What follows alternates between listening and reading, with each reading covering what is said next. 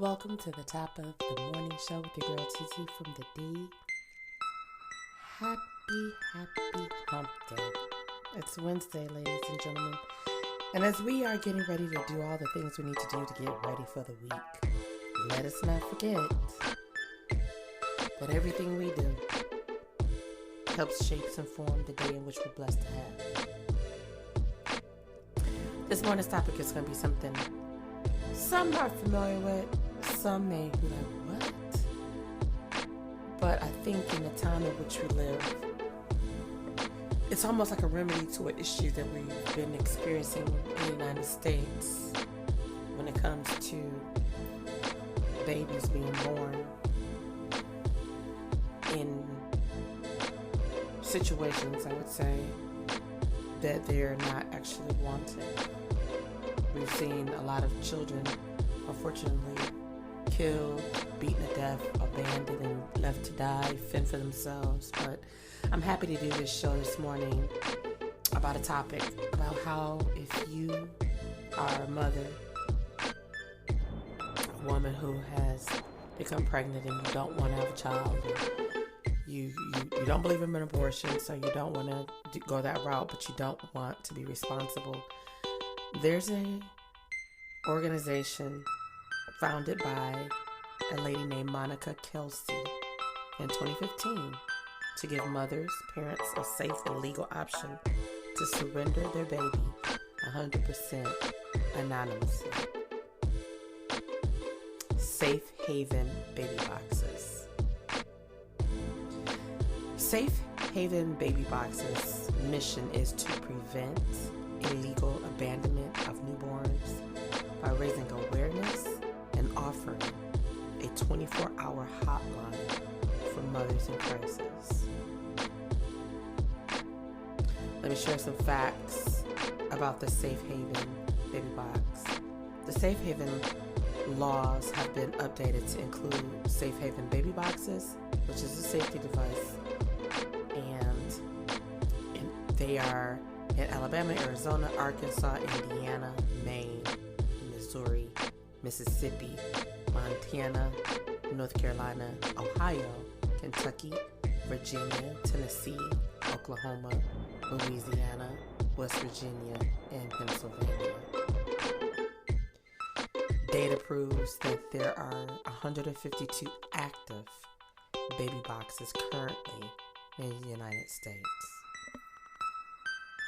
And more than 40 communities are working on placing Safe Haven baby boxes in local hospitals and fire stations. This topic is very deep and heavy this morning, but I came upon it on my way one morning from a CPR training, right? And I learned how to provide CPR for an infant. Although I hope I never ever have to do that, I learned. So that morning, I remember after the class driving home, I was listening to, I don't know which station, because I listen to a lot of different stations, but I was listening to a station. It's one of those inspirational Christian-like stations, and they were talking about a little girl who was dropped off at a fire station. Anonymously, of course. And the firefighter that was on duty happened to be the one that happened to pick her up after he realized that she was there in the baby box. Him and his wife have been struggling to physically have their own baby naturally. And they've been praying on it and seeking God. That's what we talk about, trusting the process, right? So, long and short, that child that was left anonymously at that fire department was the answer to that firefighter and his wife's prayers. Little did they know that would become his daughter. And it's a beautiful story. You can find it if you Google or if you look on YouTube, you'll find it. But it's what sparked my interest, and I thought, and I said to myself that day, I said, I'm going to have to do a show on this. And as I was getting my nails done last night, I thought about it. and I was talking to Linda, my nail technician, and who's also my friend. And I was telling her about this. I said, I'm gonna do a show. She said, you should. I shared the video with her and let her see it. And I thought about it. I wonder if these safe haven baby boxes were around years ago when it seemed to be a very chilling norm for people to leave their babies in trash cans and things of that nature. How many child lives would have been saved? Can't live in the past, right? So we're living right now. With the data that I received from the Safe Haven babybox.org page, you can go read it for yourself. They've received over 8,000 calls. They've assisted with numerous surrenders of babies' innocent lives who didn't ask to be here. 32 babies have been safely surrendered in the Safe Haven baby boxes throughout the United States. According to the data, 3 babies have been surrendered directly to emergency personnel in locations that have a Safe Haven baby box installed. And Ohio's abandonment rate continues to drop each year with the additional baby box installations. How about, I didn't even know it was a issue going on. You never know what a person is going through, what's out there, how things work, how they don't work. If you don't research, if you don't listen and look. And I'm not just being heartless, because you don't know what makes someone have to feel they have to go this route. So to those mothers that may have used the Safe Haven baby box or contemplating using a Safe Haven baby box, you may have a question: can I surrender in a Safe Haven baby box? A surrender provides a last resort option. Women who call the National Safe Haven Baby Box Hotline are encouraged to do a face-to-face surrender for the sake of their rights and health.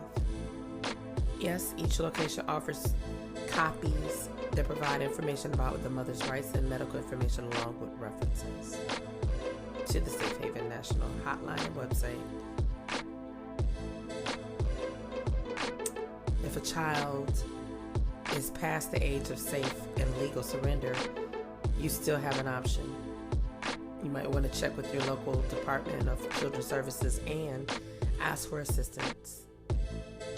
And if for any reason they're not able to assist you, then check out the Safe Haven Baby Box.org page to get more information.